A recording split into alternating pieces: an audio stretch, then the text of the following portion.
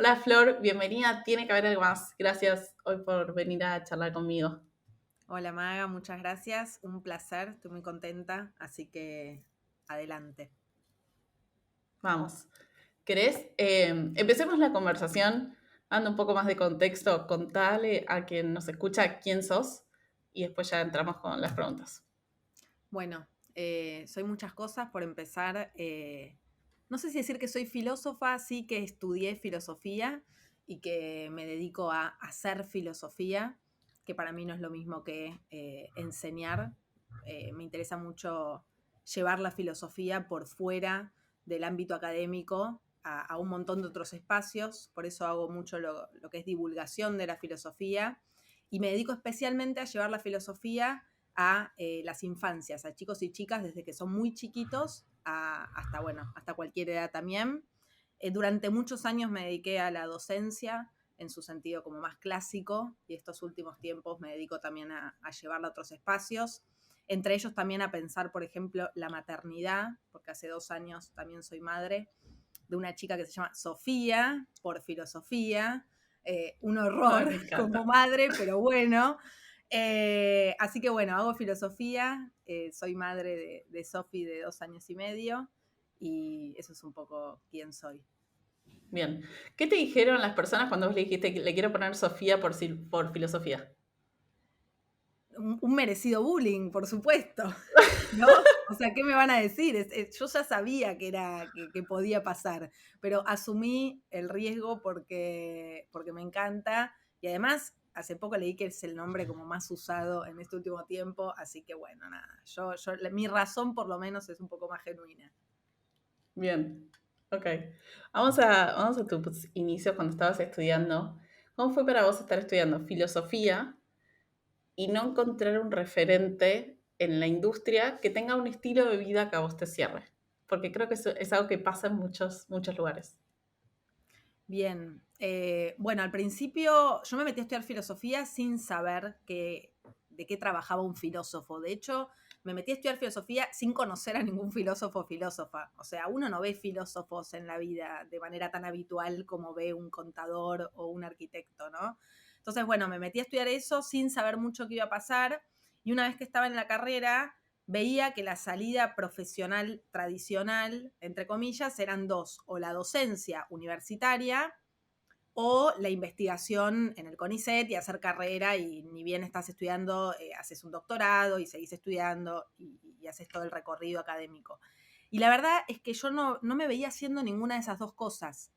Y mi problema nunca era con la carrera, porque yo disfruté muchísimo estudiar filosofía, disfruto al día de hoy leer filosofía, pero mi problema sí era de qué iba a trabajar, ¿no? Y a mí eso es algo que a su vez siempre me preocupó. Yo soy de esas filósofas poco habituales que me importa ganar dinero, ¿viste? Es como raro, uno a veces piensa que porque estudia carreras humanísticas no, sos hippie y no te va a importar nada. Y no, a mí me reimporta trabajar, tener una buena vida, después lo que es bueno, bueno, eso es otra discusión. Pero en principio, digo, a mí me importaba cómo iba a trabajar.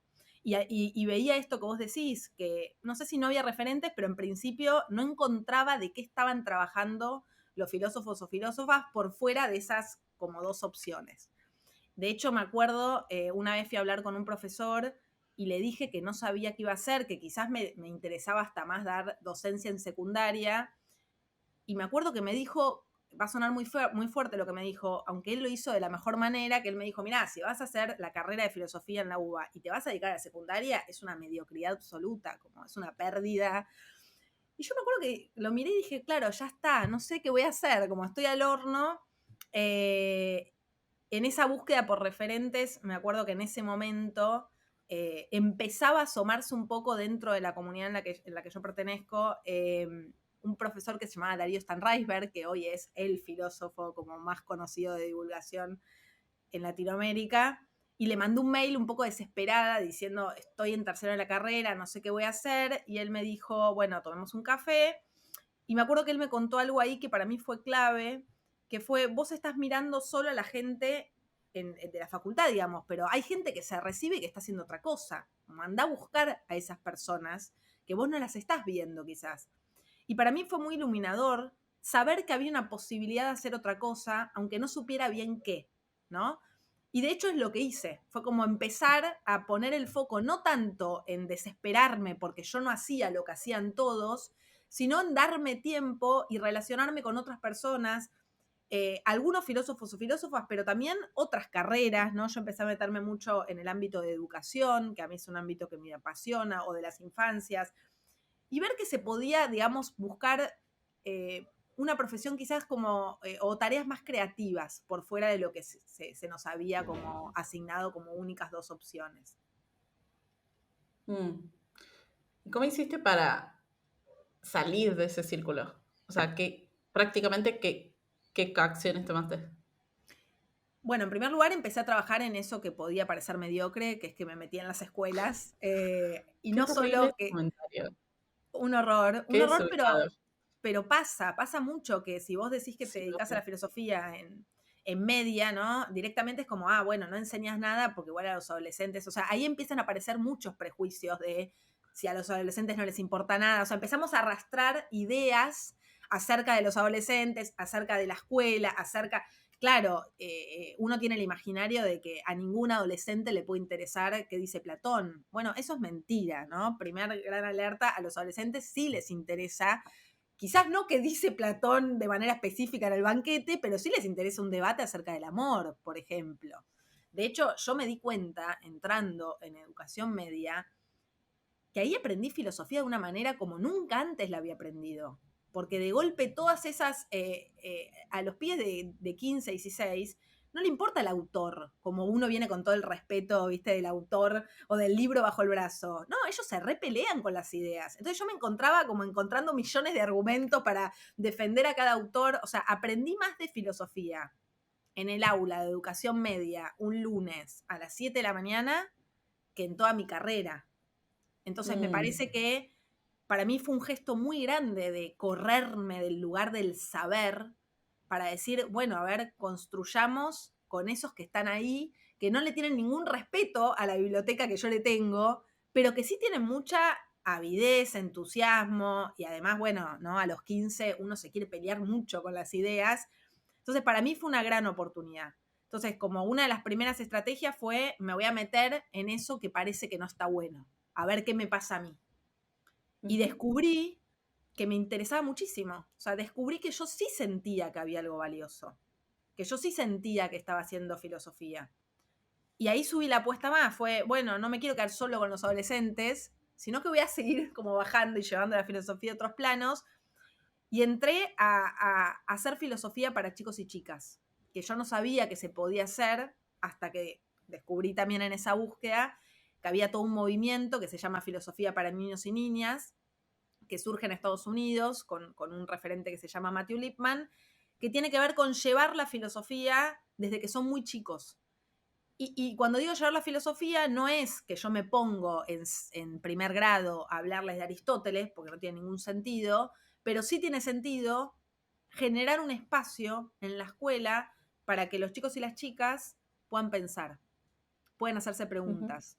Preguntas que no tienen que ver solo con lo que están estudiando en la escuela o en prácticas del lenguaje o con matemática, sino con preguntas acerca de lo que les pasa a ellos, porque a veces pareciera ser que las preguntas solo las tenemos los grandes, ¿no? O que la infancia solo es para enseñarle las cosas.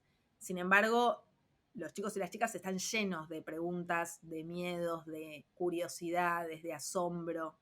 Y un poco la apuesta de hacer filosofía a esa edad tiene que ver con darle lugar. Está bueno.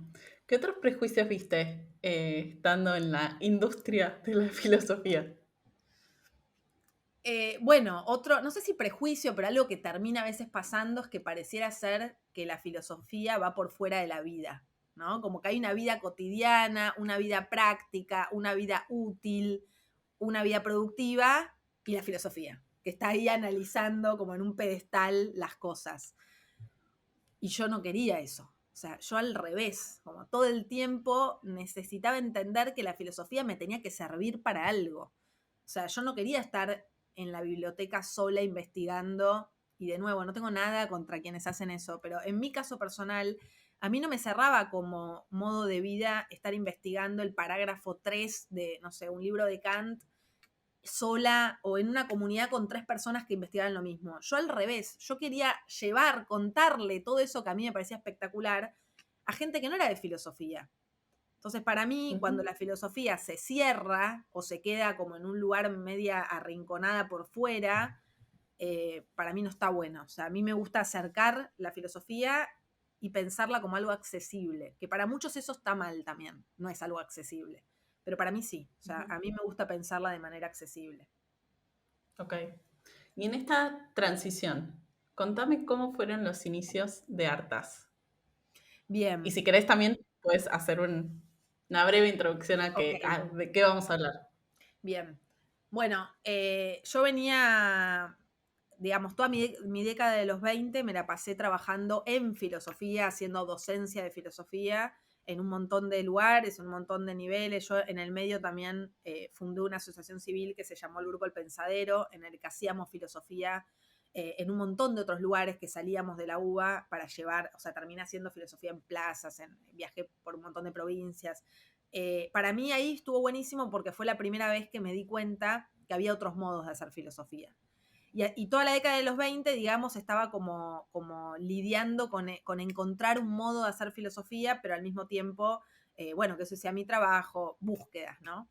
Y a los fines de la década de los 20 apareció también el deseo de ser madre, que ahí me empezó a generar muchas dudas de qué iba a pasar con mi profesión, porque mi mayor temor era que la maternidad me generara un vacío muy grande y qué iba a pasar con mi libertad.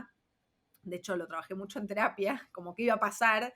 Y yo me acuerdo que mi psicóloga me decía, pero vos por qué pensás que la maternidad va por fuera? Esto que te decía antes, o sea, ¿por qué la filosofía no te va a permitir pensar la maternidad y por qué la maternidad no te va a enriquecer también quizás por lo menos, esta idea de entender las cosas?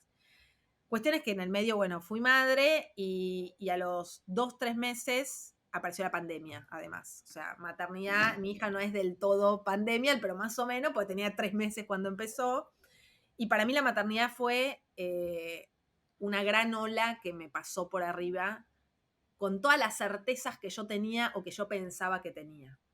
¿No? Yo pensaba que Ujú. entendía cómo funcionaban las cosas, o uno a cierta edad ya piensa que algunas cosas se entienden, ¿no? Pisando los 30 uno decía, bueno, hay algunas certezas que tengo, y la maternidad me pasó por encima en un montón de cosas. En principio, me hizo repreguntarme quién era yo, dónde estaban mis deseos, qué estaba haciendo, me obligó a ser, y voy a decir una palabra que detesto, improductiva. Yo al principio no podía entender cómo podía estar en el sillón todo el día.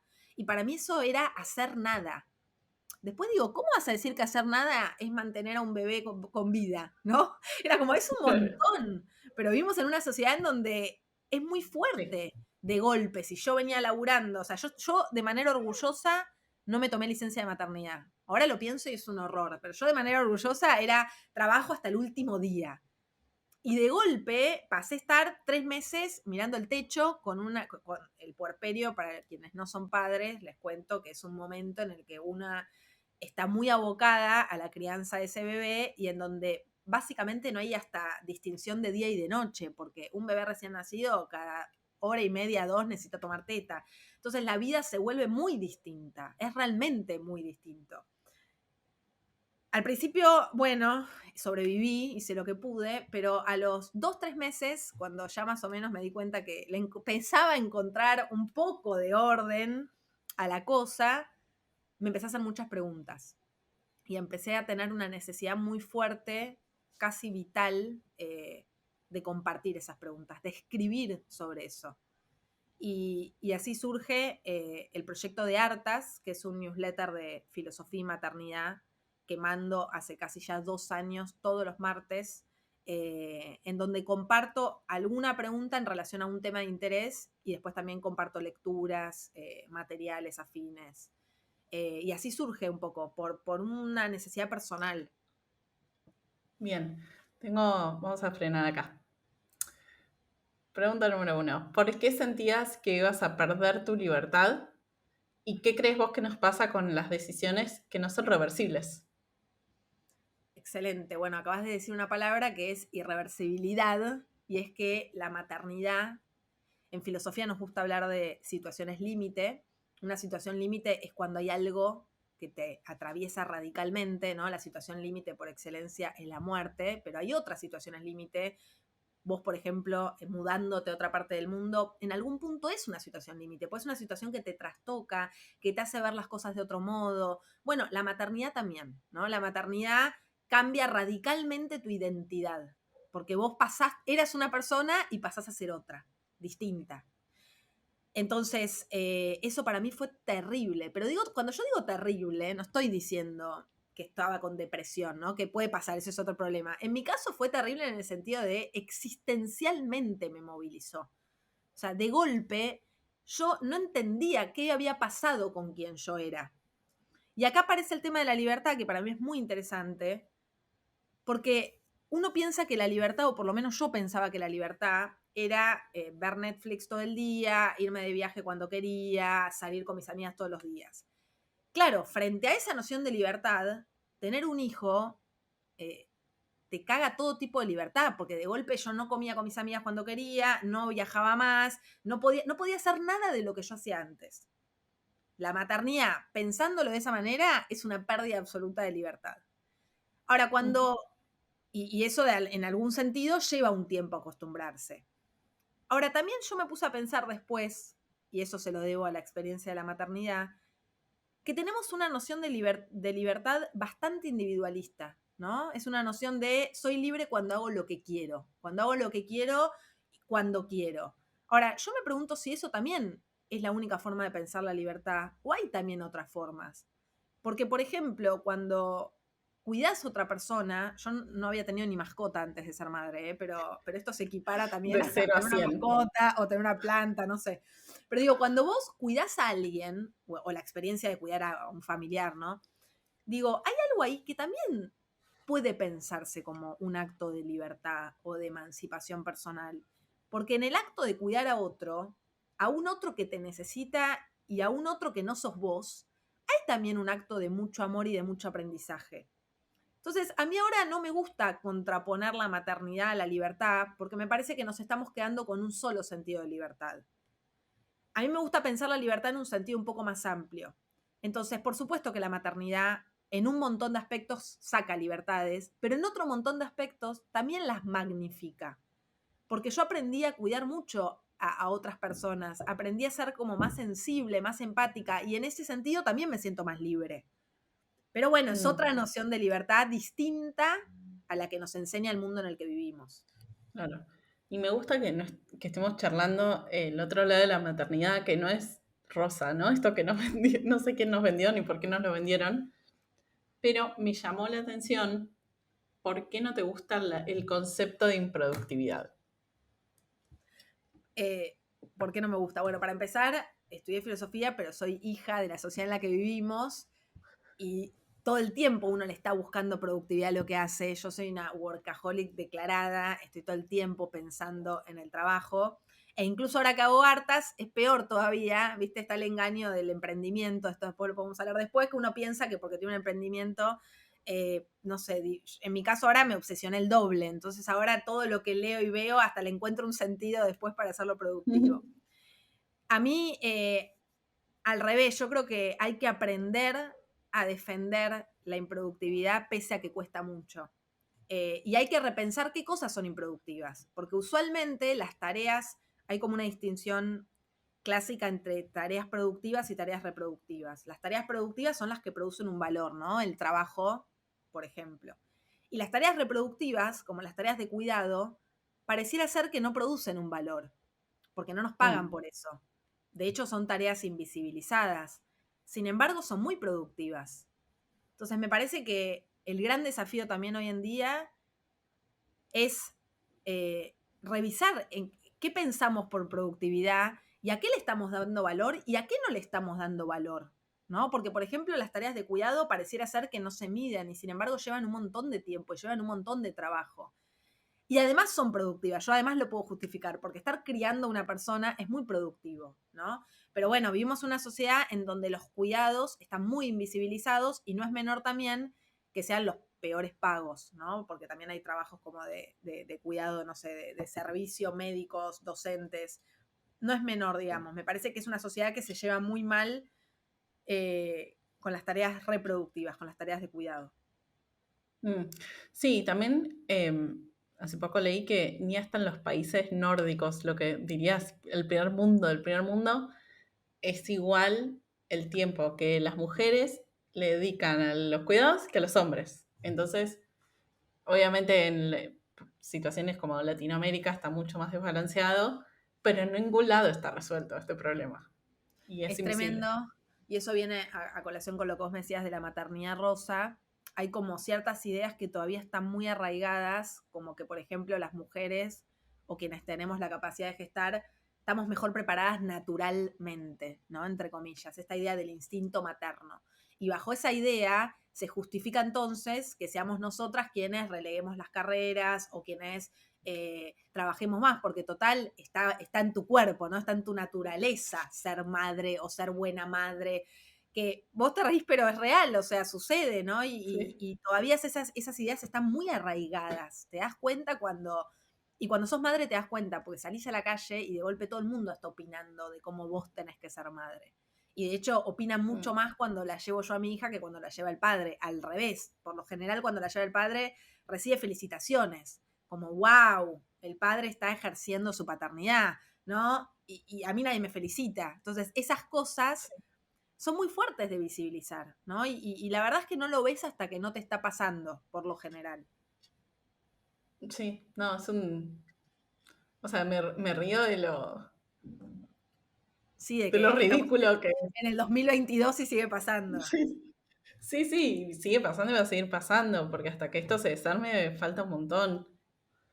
Bueno, pero ahí yo me Pero, pongo un sí, poco Cris Morena, que para a mí ver, ahí la educación es una herramienta fundamental. Vuelvo a por qué para mí es valioso, uno como dos mundos, ¿no? El mundo de esto que te digo de la maternidad y la filosofía, pero también la filosofía en las infancias. Para mí, estos temas hay que trabajarlos desde que somos chicos, desde que son chicos y chicas. Entonces me parece fundamental darle valor también a las infancias, porque también otras personas que son invisibilizadas suelen ser los chicos, ¿no? Uno piensa siempre que el chico o la chica vale en potencia para cuando sea grande, y la escuela siempre está pensada así. La escuela es importante para lo que viene, el jardín es importante porque te prepara para la primaria para la secundaria que ya empiezan las prácticas para la facultad, porque si no después, o para el mundo laboral.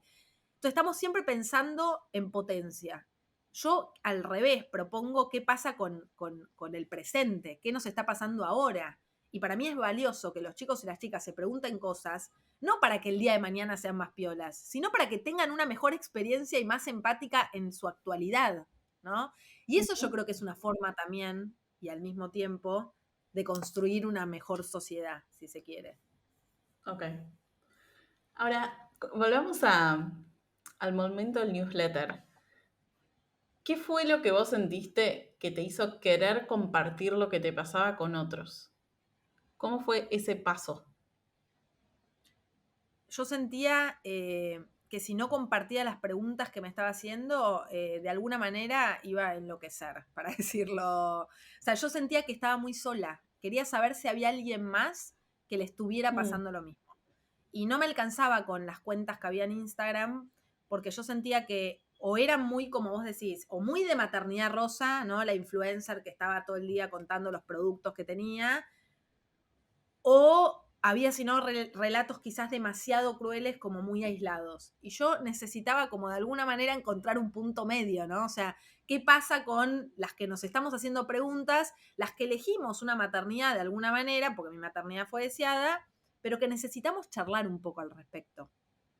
Y después también lo que me pasó era que, como buena filósofa, el formato de Instagram me quedaba corto. Yo no quería ser Instagramer, no es que digo, no, quiero subir posteos todo el día. Yo quería escribir y como desarrollar un poco más.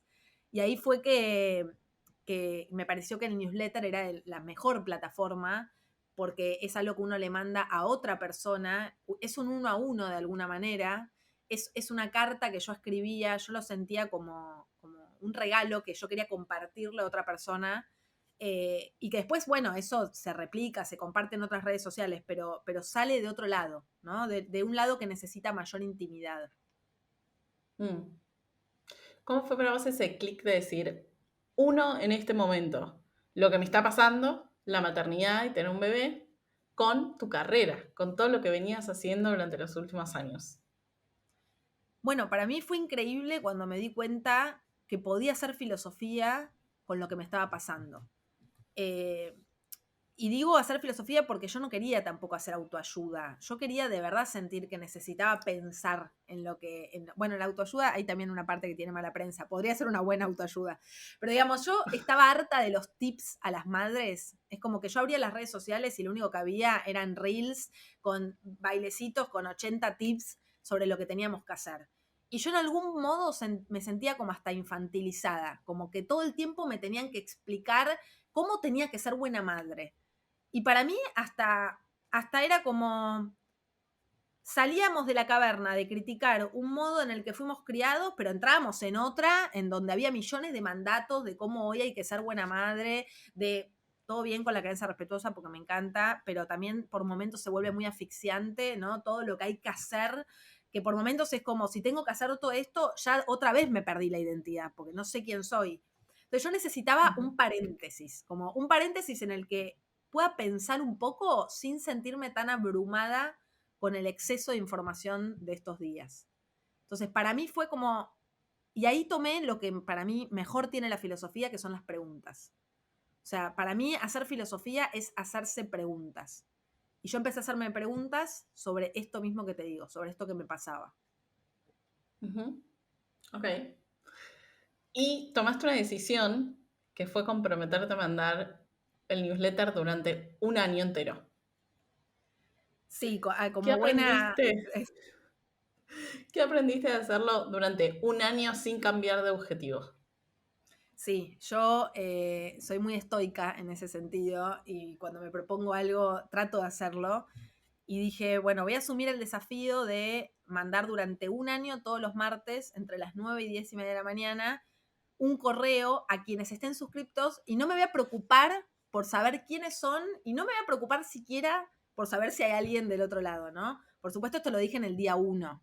Y en el día 1, de hecho, me acuerdo que le dije a mi pareja, mira, yo lo voy a hacer así sean 20 suscriptores, ¿no? O sea, no tengo ningún objetivo de, no me puse un modelo de negocio, no me puse expectativas, fue como, necesito empezar a escribir sobre esto. De hecho, el primer día me acuerdo que se suscribieron 100 personas, que para mí fue como, wow, no sé dónde saqué 100 personas, ya estaba contenta. Y eso fue lo que hice durante el primer año. Mandar un mail de manera constante todos los martes. Por supuesto, lo hice también, creo, porque a los pocos mails empezó a pasar algo que para mí fue mágico y me sorprende al día de hoy, que es un feedback hermoso de parte de muchas personas que van compartiendo el contenido, que se fueron sumando y que hoy ya son más de 5.000 suscriptores, que yo obviamente por momentos no sé ni cómo fue pasando. Que yo siento que sin querer fui armando una comunidad de personas en las que compartimos con mucho amor digamos, el contenido y hay un feedback muy importante porque a mí todo el tiempo me están respondiendo los mails y yo vuelvo a responder los mails. Pero sí, el primer año solo quise mandar mails, no me propuse otra cosa. Quizás lo podría haber pensado antes, ¿no? Pero yo quería saber que podía hacerlo también, de alguna manera. Yo quería demostrarme que era posible escribir y no quería contaminarme de las presiones de a dónde va a ir esto. ¿Y qué sentís que aprendiste ahí, en ese primer año? Bueno, ahí me quedé pensando un segundo que vuelve lo de la productividad, ¿no? Como que uno tiende a querer hacer productivo todo. Y de hecho, cuando yo empecé a ver que había buena respuesta, la tentación de volverlo productivo aparece. Y si no aparece de vos, aparece de todo el Sí, mundo. Bueno, obvio. ¿y para qué estás haciendo esto? ¿Y cuándo le vas a sacar plata? Me acuerdo de mi mamá, sí, pobre, siempre la escracho a mi mamá, que me decía como, bueno, si no te da plata, bueno, mandalo una vez por mes, ¿viste? Porque todas las semanas escribir un texto de 5 páginas es un montón. Y yo era como, no, yo lo voy a hacer igual. Y para mí ese compromiso fue muy importante. Y de hecho vuelvo a la paradoja de la productividad porque no tenía un valor monetario, pero para mí fue tremendamente productivo. O sea, para mí fue increíble porque de hecho me conectó con un deseo que yo tenía solapado hace un montón de años, que era el deseo de la escritura. Entonces yo creo muchas veces que hay que darle tiempo a algunos procesos o a algunos proyectos, ¿no? Más allá de que no sean del todo productivos, entre comillas. Y si no, vuelvo a que nos preguntemos internamente qué tipo de productividad buscamos. Por supuesto que uno también tiene que vivir. Yo no vivo del aire. En el medio mantuve 80.000 trabajos remunerados para poder hacer eso. Y eso también llegó un momento en el que no lo pude hacer más, ¿no? Y en el que tuve que decir, tengo que elegir, que ahí fue un gran momento de angustia también, que fue, tengo que elegir, o dejo el newsletter, que me hace enormemente feliz, pero que no me da plata, o tengo que volver a asumir ahora el desafío de volverlo, de empezar a monetizar, que para muchos es algo obvio, pero para mí que me dedico a la filosofía, y lo cuento como una debilidad, el tema de la plata me resulta muy complejo. O sea, yo quisiera que fluyera solo o que haya alguien que me diga qué hacer, pero para mí tomar decisiones en relación a mi emprendimiento, entender que ahí había un proyecto, como todo eso, fueron grandes preguntas que me hice. Y también porque yo toda la vida trabajé en relación de dependencia, nunca había trabajado de manera independiente, y decir, pará, acá hay algo por lo que apostar, me dio mucho miedo. Mm. Vamos a, vamos a hacer a ese paso, que es cómo empezás a monetizarlo, cómo lo empezás a pensar, cuánto tiempo pasa, cómo lo estructurás y cómo lográs empezar a monetizar hartas. Bueno, yo llegué al año, como te dije, muy estoica y ahí dije, necesito, o sea, yo empecé el Impoluta. newsletter, claro, hasta el año la venía piloteando. Yo empecé el newsletter también con una licencia de maternidad, entonces tenía más tiempo. Cuando se cumple el año, yo ya tenía que volver a todos mis trabajos en relación de dependencia y sabía, porque esa fue toda mi experiencia de la década de los 20, que si yo trabajaba todo el tiempo que tenía dando clases, no iba a poder escribir hartas, porque también ya sabía después de un año que escribir cada correo a mí me lleva más o menos 4 o 5 horas entre escritura, lectura. Entonces yo necesitaba por lo menos comprar tiempo. Y ahí apareció como el primer problema, que era, me daba mucho miedo renunciar a mis trabajos en relación de dependencia y por otro lado sabía que quería seguir escribiéndolo. Lo primero que hice como solución intermedia fue renunciar a algunas horas. Eso es lo bueno de trabajar en docencia, que uno puede como, no es que tuve que renunciar a todos o un trabajo de oficina, ¿no? Fui como dejando de a poco. Tenía muy claro que a mí me sirvió mucho haberlo hecho un año porque sabía que era eso lo que quería. O sea, ya sabía, no tenía ninguna duda de que yo quería estar ahí y que no quería volver a mis otros trabajos, pese a que los había disfrutado un montón, pero ya era lo que no me imaginaba. Y después también estaba el tema de, bueno, quiero monetizar hartas, ¿de qué manera? Porque yo también sentía que había una comunidad que había construido y que la quería cuidar. No quería que de golpe pensaran que era, no sé, La Nación, viste, un espacio corporativo que de golpe tenía su suscripción mensual, es como yo soy yo sola, ¿de qué me voy a disfrazar? Entonces lo primero que hice fue escribirle a la comunidad y contarle también este problema, ¿no? Ya me venía pasando que hace mucho, muchos lectores me decían, ¿cómo podemos colaborar? ¿Tenés un cafecito? ¿No? Esta idea de empezar a querer aportar también ellos como usuarios a mi contenido. Lo primero que hice fue abrir la plataforma del cafecito, que está buena porque la gente te puede dar dinero cada vez que quiere, pero eso tiene un problema, que es que vos todo el tiempo tenés que estar pidiéndoles que te den plata y además yo a fin de mes no sabía con cuántos cafecitos iba a contar. Entonces ahí tomé de modelo a mi mentor, pero también a mi amigo Valentín Muro, que es un filósofo que tiene un newsletter que se llama Cómo funcionan las cosas. Y le escribí, viste que yo voy escribiéndole a las personas. En la década de los 20 le escribí a Darío, ahora le escribí a Valentín y le dije, quiero hacer lo que vos estás haciendo, que tiene que ver con generar una membresía, una suscripción. En paralelo, justo había ganado también una beca con Sembra Media, que se encargan, es una aceleradora de proyectos periodísticos, que me sirvió mucho también para entender cuáles eran mis caminos. Y ahí me decidí por hacer una suscripción paga, absolutamente voluntaria. O sea, yo tenía muy claro que quería que mi contenido fuera siendo gratuito, para todas las personas. Yo quiero que sea abierto y gratuito, pero también necesitaba empezar a monetizar. De esta manera armé lo que se llama el Club Hartas, en donde las personas que tienen ganas, absolutamente de manera voluntaria, pueden colaborar con una cuota mensual y eso hace que permita que yo siga escribiendo todos los martes el correo. Y lo mandé con mucho miedo, con mucho, mucho miedo, pensando que no se iba a suscribir nadie. Y otra vez, la sorpresa, se suscribieron un montón de personas y hoy puedo decir que se volvió un trabajo remunerado. Bien. ¿Cómo hiciste la transición para ir dejando esos trabajos, esos múltiples trabajos en relación de dependencia, hasta dedicarte full time con Artas?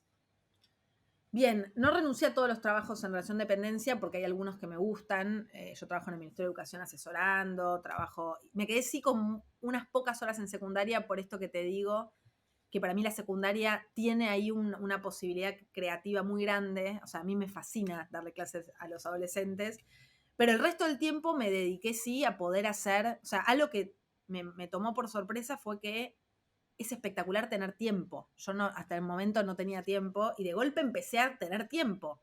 Y gracias a que tuve tiempo, surgieron oportunidades increíbles que pude aprovechar, como escribir 2 libros que salen ahora, y que no lo había podido hacer antes porque estaba todo el día trabajando. Yo soy muy consciente igual de esto y de estas limitaciones y del privilegio que tuve ahora, pero también me parece que hay que visibilizar la dificultad. Digo, es muy difícil, sino porque vivimos en una época en la que pareciera ser que con ganas uno puede hacer todo. Y lo cierto es que con ganas no podés hacer todo, porque estamos cansados, porque tenemos 80.000 trabajos. Entonces, como yo era muy consciente de eso y porque durante mucho tiempo no pude hacer todo lo que quería, esta vez dije, bueno, yo necesito estar más tranquila. Entonces, lo que me permite tener un sistema de suscripciones, lo que me permite haberme animado a dar talleres, que es algo que también empecé, a dar talleres de filosofía y maternidad, que se llama Maternidades Filosas y que está buenísimo porque desarmamos algunas ideas. Es que ahora puedo tener más tiempo para dedicarme a lo que más me apasiona, que es escribir y leer. Mm. ¿Qué te daba miedo cuando estabas ahí queriendo renunciar? Bueno, me daba miedo, lo que le da miedo a muchos mortales, que es, por ejemplo, de que iba a vivir, cómo pagar el alquiler, que no se suscriba a nadie. Apareció, por supuesto, un gran síndrome del impostor de cómo yo me voy a permitir vivir de lo que quiero. O sea, es una locura. Como, esto es una locura, no puede ser posible, ¿no? Yo no puedo vivir de lo que quiero. Yo vengo de una familia de clase media muy trabajadora, que trabajaron en relación de dependencia toda su vida, y donde el trabajo siempre va de la mano de mucho sacrificio. Yo nunca tuve otra posibilidad de modelo, ¿no? Es como que no me imaginaba. Y de hecho, durante mucho tiempo pensé que ya está. Cuando empecé a pensar todo esto, que yo ya tengo 32 años, sé que soy muy joven, pero también por otro lado sentí que ya era muy tarde. Como, ya está, ahora me voy a poner otra vez a empezar de nuevo. Como que todos esos miedos o sea, estaban mezclados todo el tiempo y por momentos me abrumaba mucho y me daba mucha inseguridad. Por supuesto, ahí aparece de nuevo esta sensación irreversible que, a diferencia de la maternidad, uno puede volver a lo anterior. Entonces yo dije, yo me voy a arrepentir si no me animo.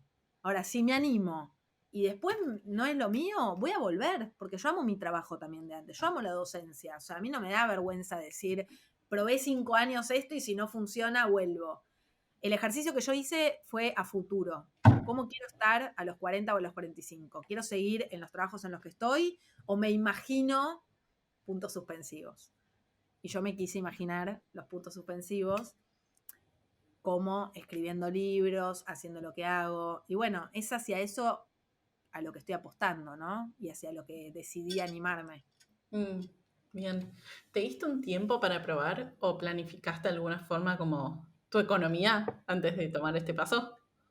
Sí, recontra mil planifiqué porque formo parte de una familia que necesita de los ingresos para subsistir. Por supuesto, también lo hablé con mi pareja. Fue como, yo necesito tomar esta decisión y necesito que la acordemos. Por supuesto, ver primero su viabilidad, porque si no fuera viable no lo podría haber hecho. Pero nos fijamos cuántos ahorros teníamos, hicimos como cuentas de cuántos meses podíamos de alguna manera pilotearla. Y después eso me permitió contar con la tranquilidad de la red. ¿Viste? Se habla mucho de tener red. Bueno, en estos casos se vuelve valiosa la red. que uno pueda decir, yo estoy tomando una decisión que tiene un costo, que también lo asumí, fue como de golpe, bueno, la verdad, si tengo que salir menos, voy a salir menos, si tengo que salir a comer menos afuera, voy a salir a comer menos afuera. ¿Por qué? Porque lo estoy decidiendo. Y ahí aparece la libertad también, ¿no? Que hablábamos antes. Para mí la libertad es esto. Hay un filósofo que me encanta, que es Sartre, que él dice, la libertad se juega en las decisiones y las decisiones muchas veces dan angustia, ¿no? Porque decidir tiene que ver con esto, con sabernos libre. Y yo por momentos estaba muy angustiada, pero con la confianza también de que estaba haciendo lo que quería. Así que por supuesto que lo hablé, tracé un plan que por suerte después fue mejor de lo que esperaba. Bien. ¿Cómo convivís vos con el síndrome del impostor? Que ya lo mencionaste. Horrible, por supuesto, horrible, Desaprobado. desaprobada.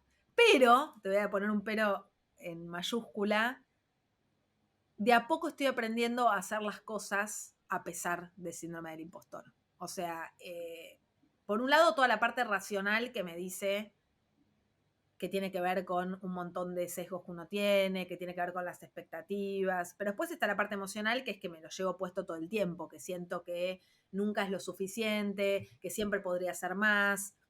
Y ahora pasé una etapa intermedia en la que digo, bueno, yo tengo mucha tendencia a tener el síndrome del impostor. No es menor, digo, las mujeres solemos tener más síndrome del impostor. Pero estoy haciendo las cosas igual, ¿no? Yo el año pasado me animé a subirme a un escenario, a hacer una obra de teatro de filosofía para chicos y chicas. Lo hice con un tremendo síndrome del impostor. Y ahora el proceso de escritura del libro también fue con un síndrome del impostor muy alto. Todo el tiempo sentía que no sabía si sabía lo demasiado para escribir un libro de filosofía, ¿no? Todo el tiempo aparecía el fantasma de los profesores de la facultad, que además nunca lo van a leer porque mi libro es para otro público. Pero bueno, yo creo que hoy en día lo que hay que tratar de hacer es hacerlo igual, ¿no? El problema sería si el síndrome del impostor no me permite hacer las cosas. Yo lo que trato de hacer es como no escucharlo tanto y decir, bueno, yo lo voy a hacer igual, y en todo caso siempre va a estar la instancia de aprendizaje a partir de eso. Está bueno. Sí, que no te frene. Y Exacto. relacionado a esto, ¿qué creencias limitantes sentís que te deshiciste en todo este proceso de 2 años? Bueno, tengo un montón de creencias limitantes también. Una de ellas en relación al trabajo en relación de dependencia. Yo no me imaginaba como... Yo creo que, bueno, hoy está muy de moda, ¿no? El mundo emprendedor, ser freelance. Yo creo que está buenísimo, pero también tiene muchos desafíos. También es algo de lo que hay que hablar más, ¿no? También creo que la discusión no debería ser trabajo en relación de dependencia o ser independiente, sino qué tipo de trabajo hacemos, porque vos podés trabajar en relación de dependencia en la NASA y ser tremendamente desafiante, y el problema ahí, y trabajar y ser independiente y tener, no sé, un proyecto que sea muy poco desafiante. Entonces, para mí, algunas creencias limitantes venían en torno al dinero, por ejemplo, a creer que yo solo podía ganar dinero a través de otras personas y no verme a mí misma como una persona que podía generarlo. A creer esto, que todavía estaba empezando, ¿no? Esta cosa de siempre soy una eterna aprendiz, cuando ya llevo 10 años haciendo lo que hago y creo que tengo mucho también para compartir, ¿no? Y eso, el libro para mí fue una gran experiencia de aprendizaje, poder decir, yo puedo escribir un libro compartiendo todo lo que sé, que por supuesto, de acá a 10 años espero saber mucho más, pero si voy a esperar a saber todo, no voy a poder hacer nada. Entonces, esas dos grandes creencias para mí fueron fundamentales. Bien. ¿Cuál crees que es el mayor desafío de haber escrito ahora estos libros? Bueno, ahora ya acepté que una vez que uno escribe un libro, uno sale ahora en agosto, que es para chicos y chicas, se va a llamar ¿Y vos qué pensás? Un viaje filosófico por las ideas. Sale por Planeta y tiene que ver con compartir muchas de las preguntas que yo hago a chicos y chicas entre 9, 10, 11, 12 años. Ahí el gran desafío, al principio fue correrme, vuelvo al síndrome del impostor, dejar todos los miedos que yo tenía y concentrarme en las personas a las que yo le quería dar el libro. ¿Quiénes son? Chicos y chicas. En un momento yo estaba más presionada por saber si ponía exacto el ejemplo de Platón, cuando yo decía, pero pará, vos le estás escribiendo a una chica que se llama Daniela y tiene 10 años. A Daniela no le va a importar si vos citas perfecto qué parte de Platón. Obvio que lo voy a citar bien después, pero como por concentrarme en el foco de lo que estaba haciendo. Y después también algo que me sirvió mucho fue conectarme con el juego, ¿no? Vuelvo a lo improductivo otra vez, concentrarme con el placer de lo que estaba haciendo. Porque a veces uno persigue, quiero escribir un libro, y solo te importa que esté el libro ahí. Y la verdad es que es un proceso de muchos meses, entonces también lo tenés que poder disfrutar. Entonces yo en algún punto me olvidé ya, o sea, cuando tenía mucha presión de tengo que escribir el libro, lo resolví diciendo, no vas a escribir un libro, vas a ir escribiendo capítulos y vas a hacer que te divierta escribir esos capítulos. Entonces empecé a hacer eso. Un día escribo 2 páginas y me divertía mucho haciéndolo. Y eso de alguna manera después devino en un libro. Está bueno. Siempre, bueno, pasaron de muchos de los invitados que pasaron ya por acá, todos con síndrome del impostor y muchos con libros. Entonces está bueno, vamos contando cada uno cómo hizo su proceso, ¿no? De escritura en todo esto. ¿Qué, qué es para vos lo más difícil de dejar de decirle que sí a todas las oportunidades que se te aparecen? Bueno, tremendo. Otro gran aprendizaje es ahora aprender a decir que no. Yo durante muchos años, o sea, todo va de la mano, por supuesto, ¿no? El síndrome del impostor va de la mano con sentir que si uno dice que no a algo se está perdiendo la oportunidad, ¿no? Yo durante mucho tiempo sentí eso. Y también soy una persona que tiene muchas ganas. Entonces a mí casi que cualquier proyecto me da ganas de hacerlo. Entonces tengo la suerte, como tengo muchas ganas, de que mucha gente me ofrezca cosas. Y como además, volviendo a la anterior, también soy una persona que siempre le preocupó el trabajo, era como, sí, ¿querés algo? Sí, dale, ¿te gusta este proyecto? Sí, me llamaba un amigo, tengo esta idea, dale. Y por lo general lo hacía y me encantaba y me iba bien. Ahora, de alguna manera yo siento que eso me alejó de mi verdadero deseo. O me alejó de conectarme con lo que yo verdaderamente quería. A mí lo que me permitió Artas y lo que me permitió de alguna manera la maternidad fue tomarme una gran pausa para decir, ¿y vos qué querés? ¿Y vos qué querés? Y darle un tiempo a esa pregunta, porque a veces no sabemos lo que queremos. Y si vos al toque ya lo estás llenando de algo, no tenés mucho margen para poder pensar. Porque también, digo, y esto va de la mano de la libertad, hoy en día lo que menos tenemos es tiempo.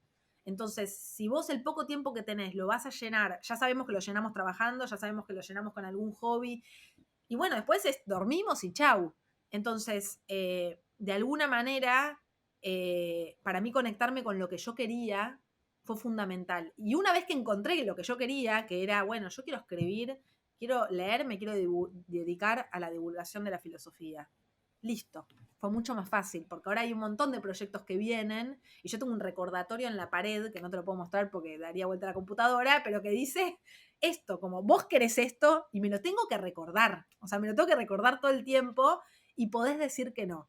Entonces, bueno, ahora surgen un montón de proyectos y yo digo, bueno, te agradezco, me encanta, pero en este momento no. Con la confianza de que estoy dejando cerrar algo, porque siempre es así, pero estoy eligiendo lo que por el momento quiero, que quizás en 5 años sea otra cosa. Probablemente, sí. Pero está bueno esto, empezar a encontrarle los límites, ¿no? ¿Cómo manejas en todo esto tu balance entre el trabajo y la vida personal? Mal también, este es un podcast en donde desilusiono a las personas.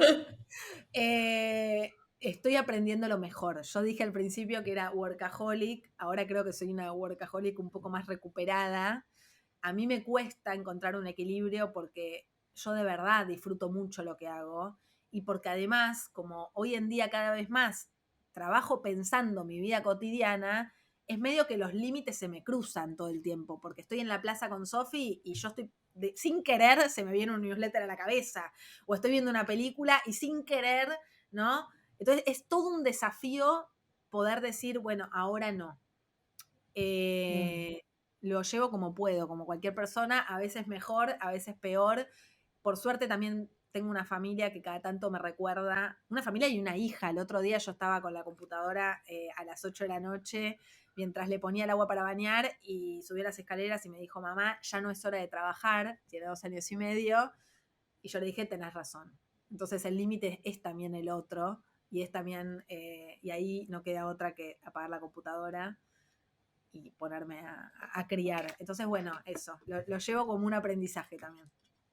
Claro, más cuando tenés la suerte que vienen y te lo dicen. O sea, nada Exacto, mejor para poder exacto. cortar. Esa es tu mejor señal.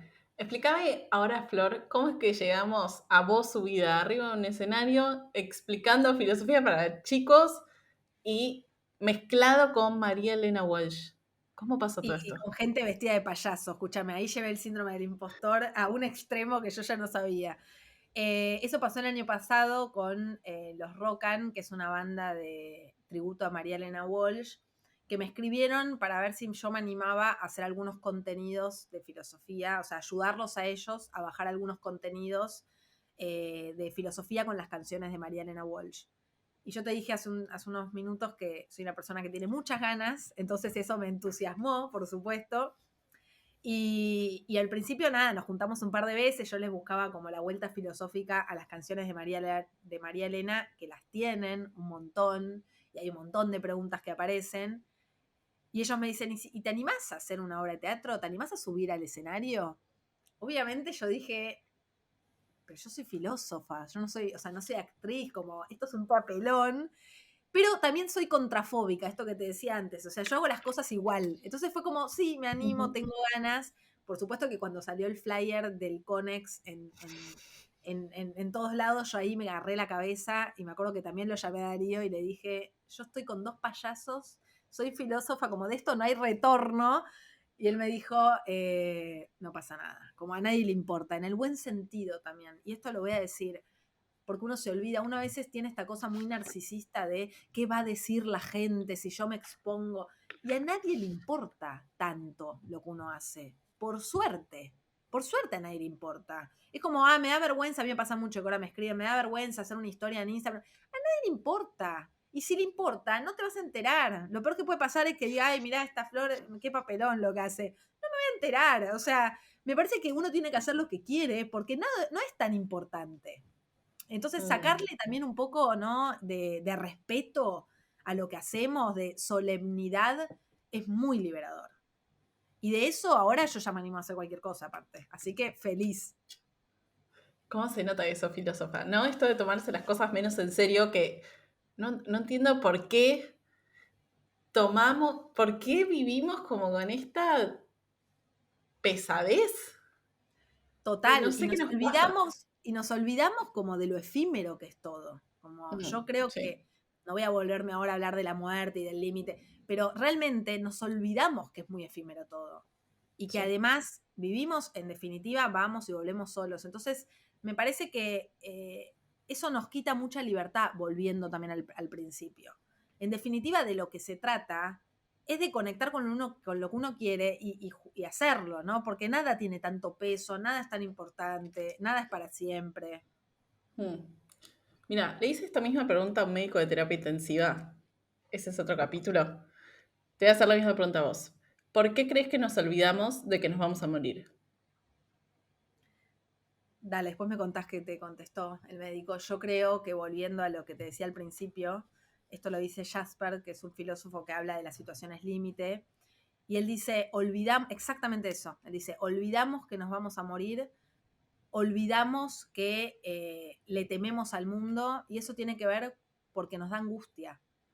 Porque si yo te digo, Maga, voy a decir algo y me cruzo los dedos, ¿no? Pero si yo te digo, Maga, o lo voy a poner conmigo el ejemplo, Flor, te vas a morir en 1 hora.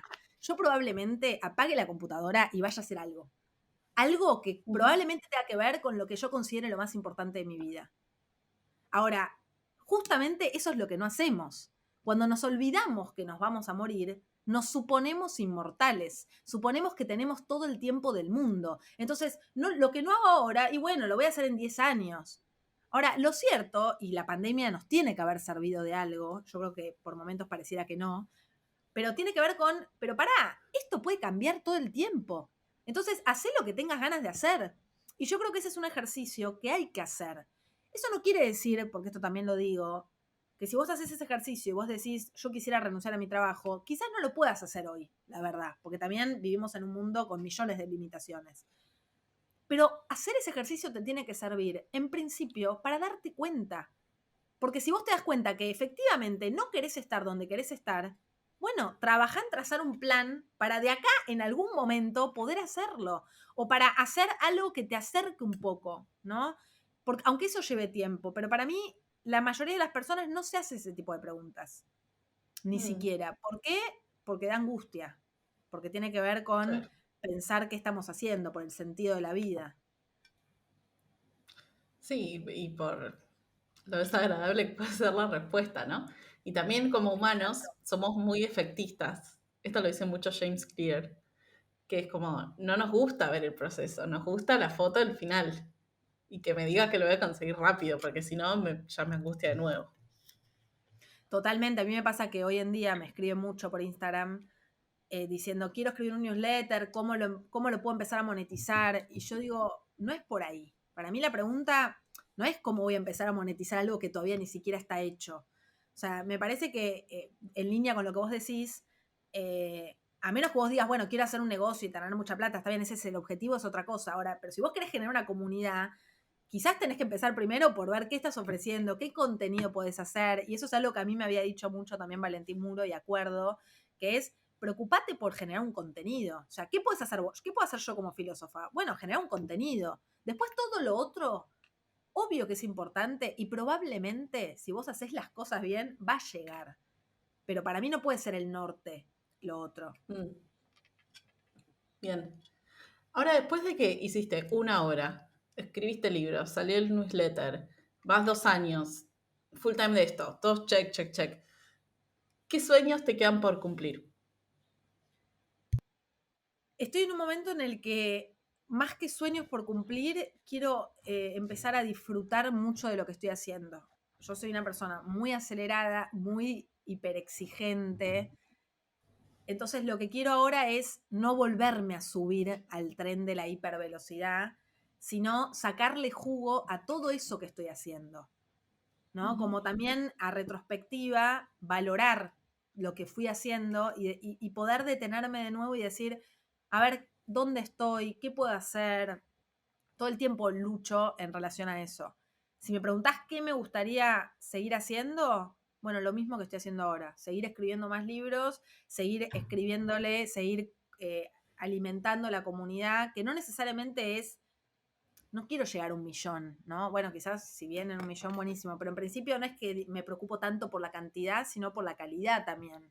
A mí me importa mucho que tener lectores, ¿no? Que sean personas que me lean de verdad. Entonces yo me preocupo mucho como por cuidar a esas personas. De acá a unos años me gustaría, en primer lugar, sorprenderme, o sea, poder decir, ah, mira, no sabía que esto podía pasar, como hace 2 años no me imaginaba estar acá, Ujú. y seguir haciendo lo que hago ahora. Estoy en una etapa en la que disfruto mucho como esos primeros noviazgos de las decisiones que tomé, entonces la verdad que quiero seguir de novio un poco más y después Bien. veo, también con la tranquilidad de que uno puede ir cambiando de rumbo. Mm. ¿Qué más te imaginas para el futuro de Artas? Bueno, me imagino esto, seguir dándole vueltas a esta idea de construir comunidad. Eh, Creo mucho en eso. El otro día les preguntaba a las personas qué esperaban de Artas y yo leo mucho lo que me ponen porque hay cosas que a mí no se me pueden ocurrir y que sí se le ocurren a las personas, como por ejemplo, me imagino poder generar más contenido todavía. Me imagino poder contar con una estructura en la que también puedo invitar a otros profesionales y enriquecerlo con otras disciplinas.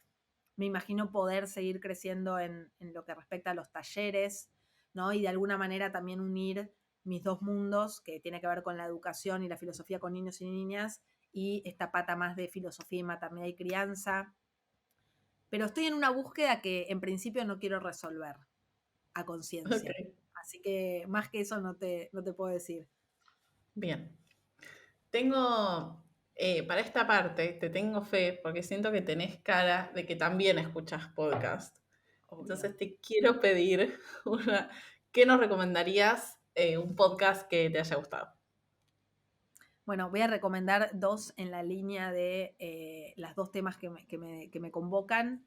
En relación a la maternidad, recomiendo el podcast de Comadres Podcast, que son de unas compañeras que trabajan estos temas y lo hacen de una manera preciosa y muy profesional y abordan todas las semanas un montón de temas distintos. Y en relación a las infancias, a mí me gusta mucho un podcast que se llama Filvita Cuenta, de la organización Filvita, que son cuentos muy tradicionales o cuentos preciosos de escritores, en muchos casos argentinos o latinoamericanos, narrados por chicos y chicas. Entonces son preciosos, duran poco tiempo y se pueden escuchar en el auto o en cualquier lado. Ujú. Bien, y si tuvieses que decir un libro, Bueno, y hay un ¿qué libro, recomendarías? sí, también se me ocurren dos. Dale. Uno es la carta de Sartre. Hay una carta de Sartre que a mí me encanta y que fue la primera carta que leí de filosofía. Tenía 17 años y me volvió loca. Fue como esto es increíble, que se llama El existencialismo es un humanismo, en donde Sartre cuenta algunas cosas sobre la libertad, sobre la toma de decisiones y sobre la angustia. Yo recomiendo que la lean, tengan la edad que tengan. Y después uno de mis libros preferidos es de Luis Pesetti, que es un escritor también infantil, que se llama Cartas al Rey de la Cabina, que me encanta porque es un libro de cartas, y yo escribo muchas cartas, porque es un libro de amor y porque es un libro para todas las edades. Bien. Si tuviese que decir una rutina que te sea muy funcional, puede ser para tu vida o para tu trabajo. Soy fanática de las rutinas. Yo sé que eso no va muy de moda, pero soy fanática de la rutina y de la disciplina. Así Está muy de que, moda. ¿está muy de moda? Ah, bueno, espectacular. Yo qué sé, para mí está muy de moda. Va, no sé. Bueno, estoy en tu club. Ah, perfecto. Yo soy fanática de las rutinas. Mi rutina suele ser, yo funciono a la mañana, así que suele ser empezar temprano, y además estoy obligada por mi hija a empezar temprano, hacerme un mate y ponerme a escribir desde las 8 de la mañana más o menos.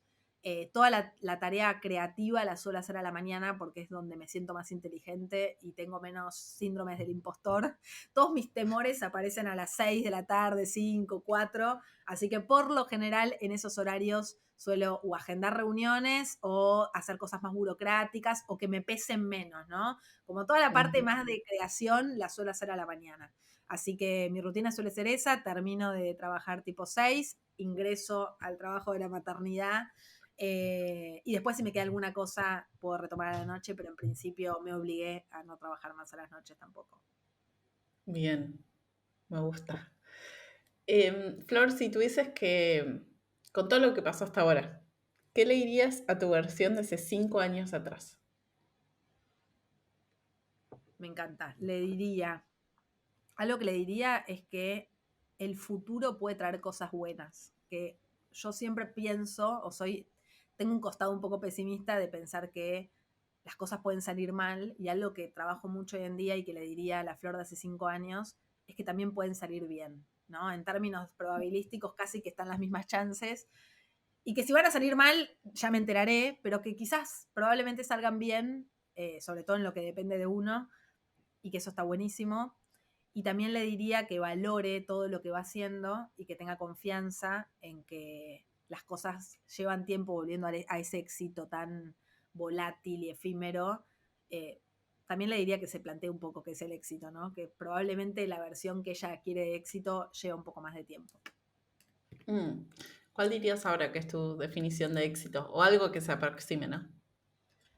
Bueno, para mí tiene que ver con estar conectado con uno mismo y con las preguntas muy personales que uno se haga efectivamente. Y dejar de, esto cuesta mucho, pero copiar modelos externos que nos venden la felicidad, ¿no? La famosa promesa de la felicidad que dice Sara Med, ¿no? Hoy en día hay una promesa de la felicidad que las vemos en redes sociales, que la vemos en un montón de lugares, que es muy efímera o que incluso puede ser lo que la sociedad pondera que es el éxito, pero que quizás no tiene que ver con lo que uno cree que es el éxito. Entonces, yo vuelvo a esto, a una cuestión como más socrática de, primero hay que conocerse uno, ¿no? Hay algo ahí del autoconocimiento que es fundamental, que lleva tiempo, que por momentos puede ser doloroso, que por momentos puede no tener una respuesta rápida, pero que a la larga yo creo que es lo que nos va a permitir eso, dejar de prestarle atención a cualquier cosa que pasa por el aire y conectar más con lo que uno quiere. Ujú. Y para quien dice, no sé cómo empiezo a autoconocerme, ¿no? Porque siempre es muy abstracto esto. ¿Qué le dirías a alguien que dice como, che, no me conozco, ¿qué hago? Bien, que no tiene que ver con mirarse en el espejo necesariamente. Yo creo que, bueno, en primer lugar esa proposición, darle un, o sea, si vos sentís que lo estás pensando, el segundo paso sería desde hacer terapia me parece que siempre ayuda, como poder tener un espacio de introspección y poder decir, a ver, le dedico un tiempo. O sea, yo le diría dedicarle tiempo a eso. Como si yo no me conozco, pero después sigo haciendo como si nada, mágicamente, esta idea del pensamiento mágico, no va a pasar nada, ¿no? Entonces, en primer lugar, asignarle un tiempo, pedir ayuda, que esto es algo que también me interesa como recalcar. Vivimos en una sociedad que pondera un cierto tipo de libertad y también un cierto tipo de autonomía, y a mí me parece que ser independientes no va en contraposición con pedir ayuda. Entonces, pedir ayuda para autoconocernos está buenísimo. Pedir ayuda muchas veces a nuestros amigos, a alguien que se dedique a eso, como puede ser hacer terapia. Volver también, esto es algo que recomiendo, volver hacia eso que nos gustaba cuando éramos chicos o chicas, ¿no? Y que a veces lo dejamos de hacer, preguntarnos, tratar de recordar quiénes éramos, qué preguntas nos hacíamos, me parece que pueden ser buenos puntapiés. Está bueno. Flor, ¿dónde te pueden encontrar en internet quienes nos escuchan? Bueno, me pueden encontrar en Instagram como Flor Sichel. Por lo general ahí van a encontrar la página de Artas, mi Linktree con millones de notas y participaciones. Y próximamente, porque no sé cuándo va a salir esto, pero va a salir mi libro ¿Y vos qué pensás? Para chicos y chicas entre 9 a 12 años en todas las librerías. Y por lo general también ahí está mi mail, que es florsichel@gmail, y me pueden escribir que los reviso yo. Bien. Para cerrar este capítulo, ¿qué pensamientos o palabras finales se te ocurren, así como un último mensaje a la audiencia de lo que hayamos o no hayamos charlado? Como defensora de la filosofía que me gusta hacer, a mí hay una frase de Lennon que me encanta, que él dice que la vida es eso que pasa mientras estamos ocupados haciendo otras cosas. Y a mí me gusta tachar la parte de la vida y poner la filosofía, es eso que pasa mientras estamos ocupados haciendo otras cosas. Y me gusta pensar que la vida puede ser mucho más rica si le ponemos un poco de mirada filosófica, un poco de preguntas filosóficas, así que me gustaría como animar a aquellas personas que creen que la filosofía es algo aburrido o para pocos y acercarla a algo mucho más accesible y abierto. Bien, me encantó. Flor, ¿cerramos el capítulo? Muchas gracias, Maga. Gracias. Gracias por todo esto, por dar otra perspectiva, por mostrar otras cosas que muchas veces están invisibilizadas. Así que ya creo que eso solamente valió la pena.